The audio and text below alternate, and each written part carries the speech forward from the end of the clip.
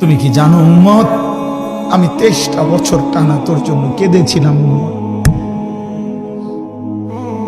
আমি এমন কাঁদা কাঁদছি রে উম্মত তোদের জন্য। এশার নামাজের পরে দাঁড়াইছি, ফজরের আজান পর্যন্ত আমি আমার মালিকের কাছে তোদের জন্য, উম্মতের জন্য চোখের পানি ফেলে কাঁদছিলাম।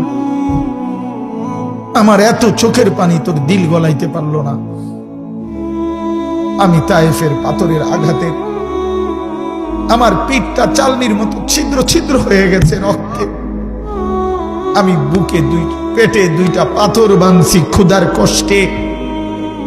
আমি উহুদের দান শহীদ করা রক্তে উহুদের ময়দানে পড়েছিলাম বেহুশ হয়ে।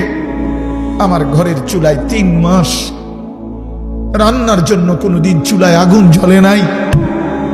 আমার এত চোখের পানি, এত রক্ত, এত ক্ষুধার কষ্ট, কিছুই তোর মন গলাইতে পারলো না, তোরে সেজদা দিতে পারলো না।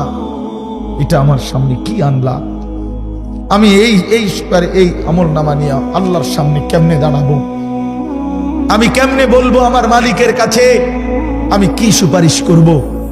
আমি কেমনে বলবো রব্বুল আলামিন এটা আমার শ্রেষ্ঠ নবীর শ্রেষ্ঠ উম্মতের আমল নামা,